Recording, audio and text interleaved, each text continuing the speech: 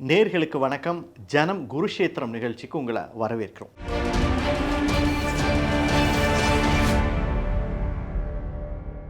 இன்றைய தேதியில் உலகத்தில் 3 ஆக்டிவ் வார் நடந்துக்கிட்டு இருக்கு. ஒன்று நமக்கு தெரியும், ரஷ்யா உக்ரைன் போர். இன்னொன்று பாகிஸ்தானுக்கும் ஆப்கானிஸ்தானுக்கும் இடையில் நடந்துக்கிட்டு இருக்கு. இன்னொரு போர் தான் இப்போது மிடில் ஈஸ்டில் நடந்து கொண்டு இருக்கிற ஈரான், இஸ்ரேல், அமெரிக்கா. அது மட்டும் இல்லை, மற்ற அரபு நாடுகளும் இந்த போரில் கொஞ்சம் கொஞ்சமாக கலந்துக்க ஆரம்பிக்கிறாங்க. ஸோ ஒரு பதட்டமான சூழ்நிலையில் இருந்து கொண்டு இருக்கிற மிடில் ஈஸ்ட் தான் 3வது போர். இந்த ஒவ்வொரு போரும் எதுக்காக நடக்குது? உதாரணத்துக்கு ரஷ்யா உக்ரைன் போரில் உக்ரைன் நேட்டோ கூட இணையக்கூடாதுன்னு சொல்லி ரஷ்யா தாக்குதலை தொடங்கினுச்சு. அதே போல் தாலிபன்கள் தங்கள் நாட்டுக்குள்ள தீவிரவாதத்தை கையெடுப்பதாக சொல்லி பாகிஸ்தான் ஆப்கானிஸ்தான் மேலே அடிக்கிறாங்க. இது ரெண்டுக்கும் ஒரு பெரிய ஸ்ட்ராங்கான ரீசன் இருக்குது. ஆனால் இப்போ நடக்கக்கூடிய இந்த ஈரான் மீதான அந்த தாக்குதலில் அடிப்படையில் ஒரு ஸ்ட்ராங்கான காரணம் இல்லை அப்படிங்கிற ஒரு மிகப்பெரிய விமர்சனம் இப்போ எழுந்திருக்கு. இப்போது இந்த போர் எதற்காக தொடங்கப்பட்டது, யாருக்காக தொடங்கப்பட்டது, போரோட போக்கு இப்போ எப்படி இருக்குது அப்படிங்கிறத பார்த்துருவோம் வாங்க. அதுக்கு முன்னாடி தமிழ் ஜனம் யூடியூப் சேனலை சப்ஸ்கிரைப் பண்ணலைன்னா தயவு செய்து சப்ஸ்கிரைப் பண்ணிடுங்க. இப்போது மத்திய கிழக்கு போர் யாருக்காக நடைபெறுது, எதுக்காக நடைபெறுது, என்ன காரணம் அப்படிங்கிறது ஒரு பெரிய கேள்வியாக எழுந்திருக்கு. அதை கொஞ்சம் டீட்டெயிலாக இந்த வீடியோவில் பார்ப்போம். முதல்ல கடந்த 28ஆம் தேதி ஈரான் மேலே இஸ்ரேலும் அமெரிக்காவும் கூட்டு சேர்ந்து தாக்குதலை தொடங்கினாங்க. இன்னையோட 5 நாள் ஆயிடுச்சு. இப்போது இதில் இவங்க 2 பேரும் கால்குலேட் பண்ண மாதிரியே, அதாவது இஸ்ரேலும் அமெரிக்காவும் கணித்த மாதிரியே இந்த போரோட போக்கு போய்கிட்டு இருக்கா, அல்லது இந்த போரில் ஈரான் அவங்களுக்கு ஏதாவது சர்ப்ரைஸ் கொடுத்துச்சா அப்படிங்கிற ஒரு பெரிய கேள்வி எழுது.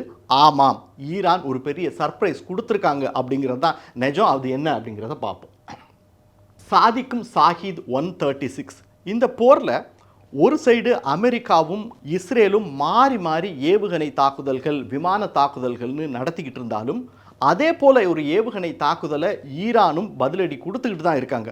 ஆனால் அதையெல்லாம் தாண்டி ஈரான் கொடுத்த ஒரு முக்கியமான சர்ப்ரைஸான அட்டாக் அப்படின்னு பார்த்தீங்கன்னா இந்த ஷாஹித் 136 தான்.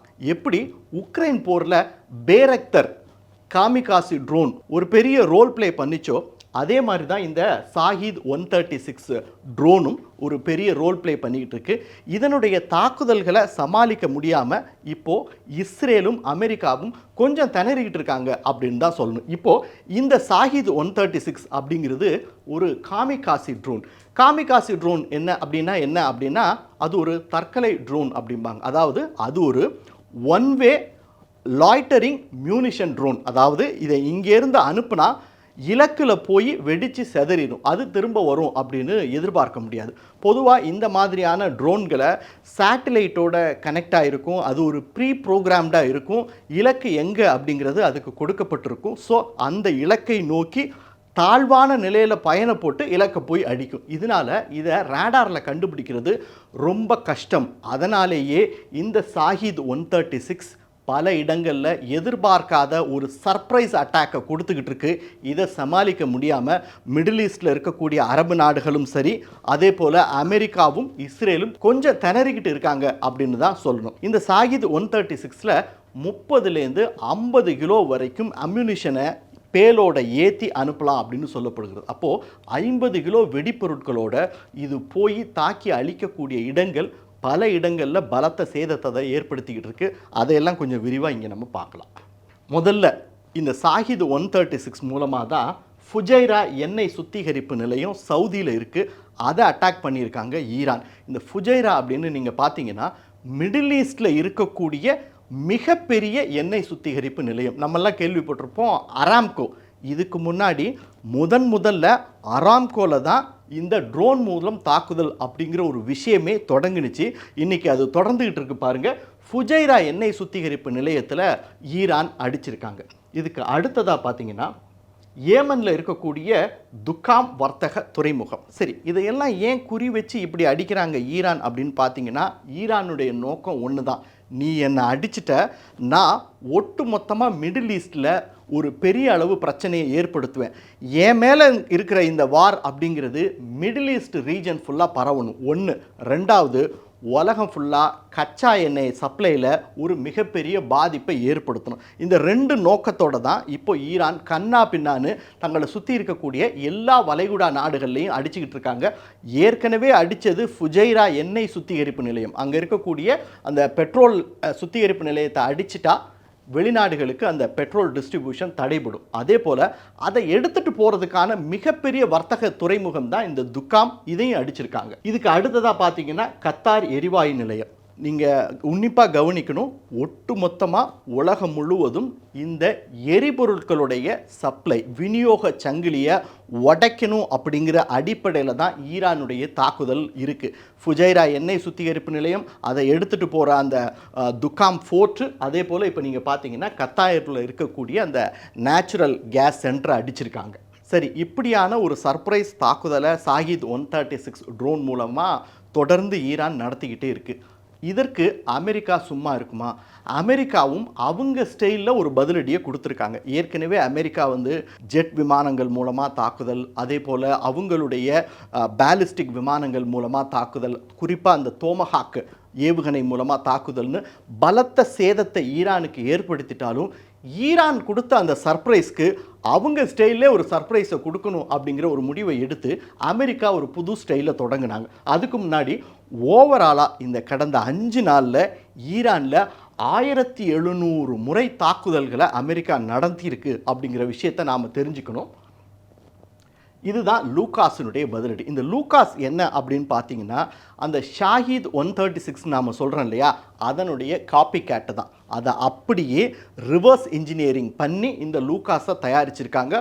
பொதுவாக இந்த மாதிரியான விஷயங்களில் அமெரிக்கா ஈடுபடாது. அவங்களுக்கான ஒரு இண்டிஜீனஸ் தொழில்நுட்பத்தோடு தான் எந்த ஒரு ஆயுதமாக இருக்கட்டும், எந்த ஒரு கண்டுபிடிப்பாக இருக்கட்டும் செய்வாங்க. ஆனால் இந்த ஷாஹித் 136 அப்படிங்கிறது உலக அளவில் ரொம்ப பிரபலமாகிட்டு இருக்கு. அதனுடைய தாக்குதல் சக்தி அப்படிங்கிறது போரோட போக்கையே மாற்றிக்கிட்டு இருக்கு. அதனால் முதல் முறையாக அமெரிக்காவையே அந்த ஷாஹித் 136 பார்த்து காப்பி அடித்து லூகாஸ் அப்படிங்கிற ஒரு காமிகாசி ட்ரோனை தயாரித்து இப்போ இந்த லூகாஸை பயன்படுத்தி ஈரானில் இருக்கக்கூடிய பல இடங்களில் அடிச்சுக்கிட்டு வராங்க அப்படிங்கிறது தான் உண்மை.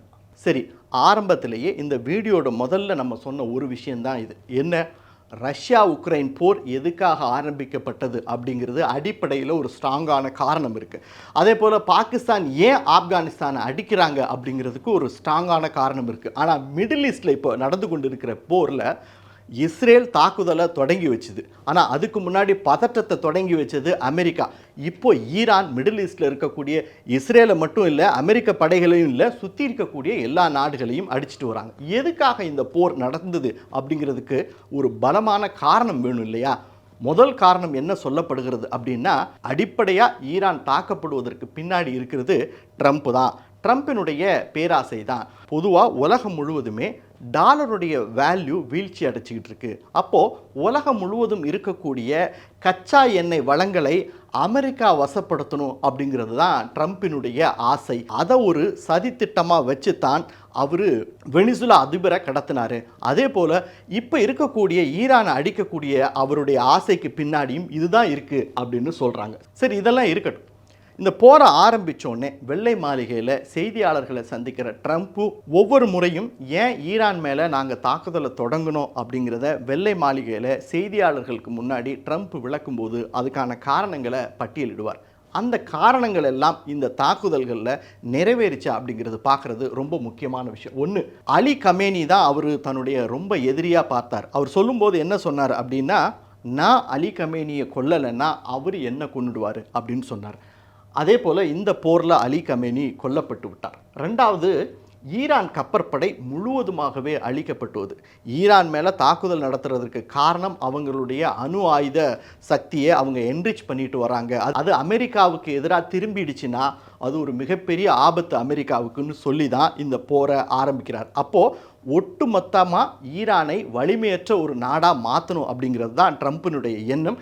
அந்த அடிப்படையில் ஈரானுடைய கடற்படையை கிட்டத்தட்ட 70% அழித்து விட்டார் அப்படின்னு போர் நிபுணர்கள் சொல்கிறாங்க. அடுத்ததாக பார்த்தீங்கன்னா, ஈரானுடைய வான் பாதுகாப்பு அழிப்பு முழுவதுமாக ஈரானில் இருக்கக்கூடிய பெரும்பாலான வான் பாதுகாப்பு அமைப்புகள் எல்லாமே சைனாவால் கொடுக்கப்பட்டவை. ஆனால் அது எல்லாமே ஃபெயிலியர் ஆயிடுச்சு அப்படின்னு சொல்கிறாங்க. ஏன் அப்படின்னா அந்த வான் பாதுகாப்பு அமைப்புகள் எல்லாத்தையுமே முதல்லையே தாக்கி அழிச்சிட்டு அதுக்கு பிறகு தான் ஈரான் மேலே ஒரு உக்கிரமான போரையே அமெரிக்கா தொடங்கியிருக்கு.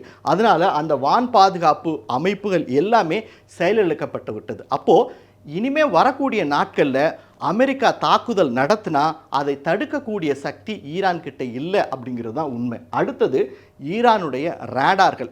ஒட்டுமொத்தமாக ஈரானில் இருக்கக்கூடிய 60% ரேடார்களை நாங்கள் அழித்து விட்டோம் அப்படின்னு அமெரிக்க இராணுவ அதிகாரிகள் சொல்கிறாங்க. அடுத்ததாக பார்த்தீங்கன்னா ஆயுத கிடங்குகள். ஈரான் என்ன சொல்லிக்கிட்டு இருக்கு அப்படின்னா, நாங்கள் மலைகளுக்கு கீழே ஆயுத கிடங்கை உருவாக்கி அதில் ஆயிரக்கணக்கான பேலிஸ்டிக் க்ரூஸ் மிசைல்ஸை ஏவுகணைகளை வச்சுருக்கோம்.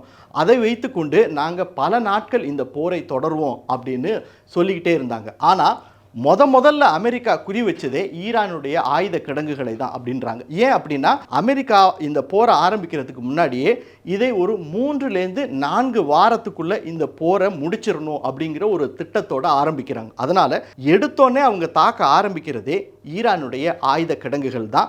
அதையும் ஒரு 40% அளவிற்கு நாங்கள் தாக்கி அழித்து விட்டோம் அப்படின்னு அமெரிக்க இராணுவ படை சொல்கிறது.